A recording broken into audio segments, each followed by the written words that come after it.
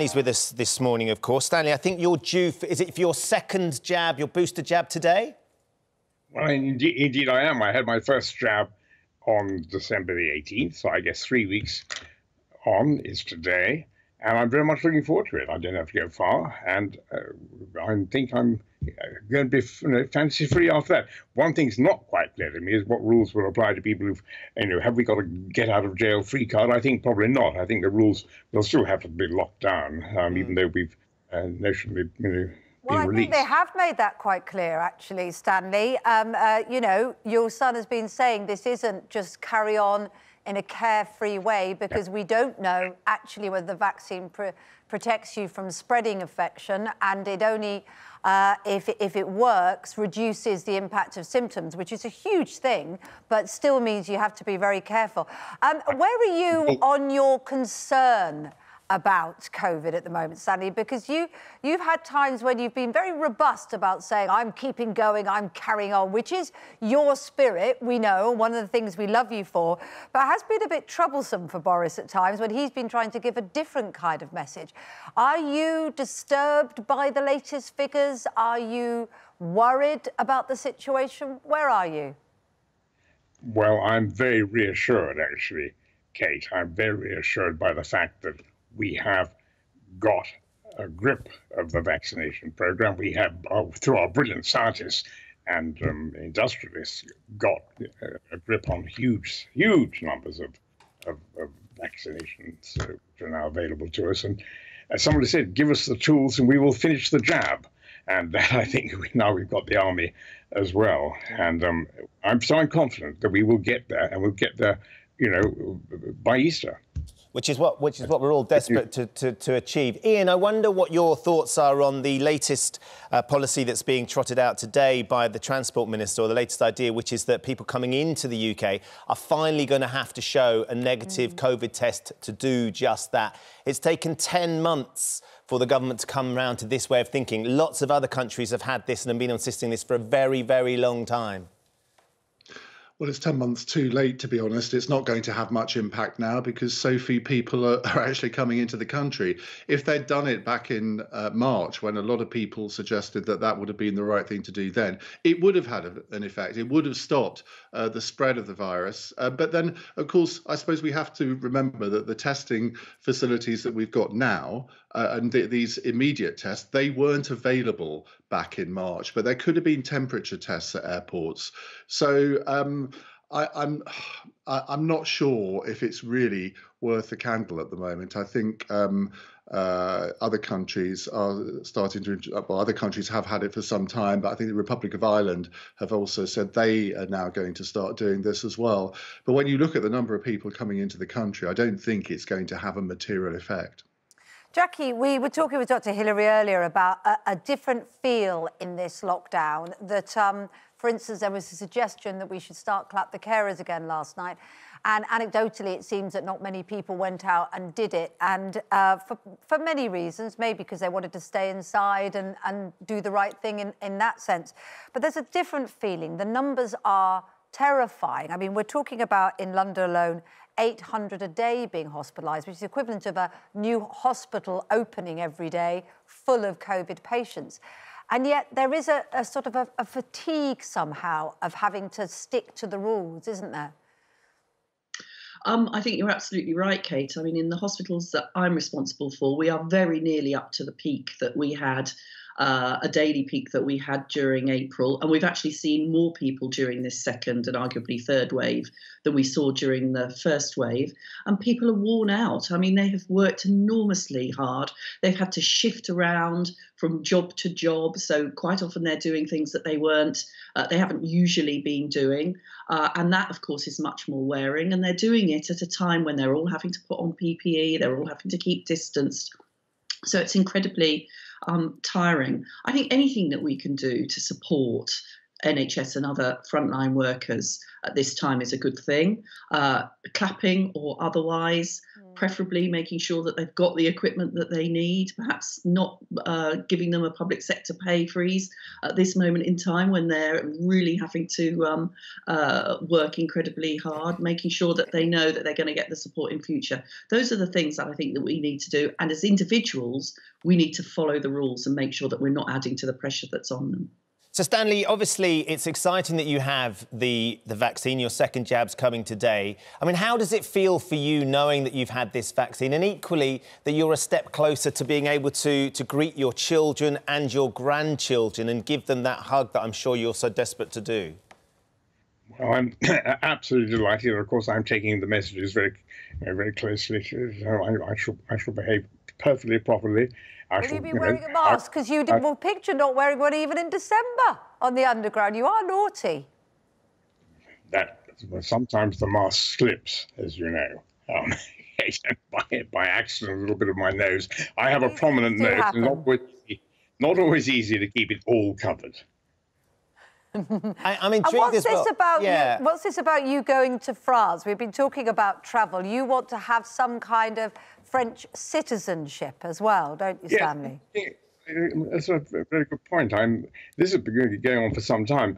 At the height of the Brexit business, I was thinking to myself, well, my mother was French.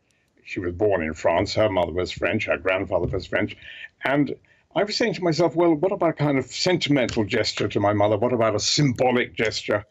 And we have set in train. It's a very complicated operation, I can tell you. We've set in train. We went to a lawyer in Paris went, and they said, actually, he is French, but all you need to do is produce, your great-great-grandmother's birth certificate from the arrondissement in Paris. So it's taken about a year to gather all these papers together. And I'm rather pleased with the notion. I like the idea. My thought is, at this moment, we certainly don't need to appear anti-European if we're going to keep the British Union together. It's because we're going to be open also to what happens in Europe, and building bridges and so there's a little tiny gesture by me to sort of build a bridge, faire le pont, I think you might say. Has Boris said anything to you about this? Because of course he's the architect of Brexit and us sort of moving away from the European Union. Has he said, Dad, please don't do it right now, I've got enough going on? No, I just think he should be jolly pleased. I mean, his middle name is de Pfeffel. He was named after my French grandmother. And I mean, I think he ought to be very pleased. As a matter of fact, I think he spent most of his life as an American, as I remember. He may have perhaps resiled from that at the moment. No, I think that he has been perfectly aware of this. I should remain to see what happens. It'll be a nice idea. I mean, very nice idea. Well, it sounds like your usual whimsy over something so good, which is good. Are you pleased with how your son's doing? Do you think, well done, Boris? Do you know something? I think it is extraordinary. I mean, he comes in, he has a good majority, and bang, bang, bang, bang. Reminds me a bit of Churchill in May 1940. Within days, you had the fall of France, you had Dunkirk, you had the Battle of Britain. Bang, bang, bang, and he is coming through this, I would say, in fine style. OK, well, it's obviously you're his father, so you have every right to be very proud of him. Jackie doesn't look so keen. Jackie seems to be disagreeing slightly. Jackie, what are your thoughts? Listen, I'm delighted, Stanley, that you're able to get the benefits of continue to get the benefits of free movement across Europe. I'm just sorry that because of the actions of your son, my sons aren't able to. And, well done for giving a party political broadcast on behalf of your son. But not all of us feel that the country is in as good a place as it could be. Let's go to Ian, who might be obviously, Ian, you're Conservative yourself. That's your leaning. What are your thoughts on Boris and how he's taken this so far? And equally, do you think that Boris will be pleased that Stanley's taking a French passport? How does that reflect on him? I should imagine when he heard the news, he probably did that. Yeah, exactly. Look, I think when Boris became Prime Minister, he would have wanted to go down as the Prime Minister that got Brexit done. Well, he has done that. But of course, in many ways, COVID is going to outstrip Brexit in terms of its importance. Now, if he can get the economy moving again when it eventually is all over, then I think he can have a record to be proud of. But look, clearly, during the pandemic, there have been a lot of mistakes that the government has made, and people will put that at his door. The buck does stop with him in the end. Now, a lot of those mistakes, you could say, well, they're understandable because no one could have prepared for this. But I'm afraid, in essence, the statistics don't lie, and we are in a very serious situation. Now, at the moment, it is predominantly because of this new COVID variant, which seems to have been discovered here first. So there are always mitigating factors in a way, but it's going to be how we come through this and how the economy comes through that he's going to be judged on. And I suspect historians will write about him as the COVID Prime Minister rather than necessarily the Brexit Prime Minister. Yeah, well, I'd like to come in here just for a second. I think when historians come to write about this exercise, they will see that perhaps in the nick of time, this country did get its act together and did get the vaccine out. And I'm not trying to sound like Gavin Williamson now, but we were ahead of numbers of other countries here. And I think we are in a very good position to come out of this crisis. And that's why I come to the wider point. At this moment, the real crisis is going to be how we deal with the new relationship with Europe on the one hand, and above all, how we, for example, deal with the climate change issue, which we have a main responsibility now, vis-a-vis being president of the COP26, the big meeting which is going to happen in Glasgow this year. Which is far harder to do because we've weakened our place in the world due to the Brexit led by your son, Stanley. Sorry. Well, I don't agree with you on that. I don't agree with you. It's much harder for us to deal with international issues like climate change, like our place in the world, because of what's happened. Jackie, you're making one good point, and that is we have to have a really good relationship now with our former partners. And that is very, very important. I think we're going to do it with Alok Sharma running this. I think he's going to get a long way down the track. And there's a huge challenge. And I do believe that Britain is well placed to follow that up. Jackie, do you have faith in Alok Sharma to make that happen? I think we've made our situation in terms of influencing issues like climate change much more difficult by removing ourselves from a very large block in which we had influence and by limiting our role in the world. And that's one of the legacies of your son, Stanley. And incidentally, I agree with Ian that I think there are going to be lots of questions asked about how effectively we've dealt with the pandemic in this country. And I'm not sure all of them will reflect well on this government.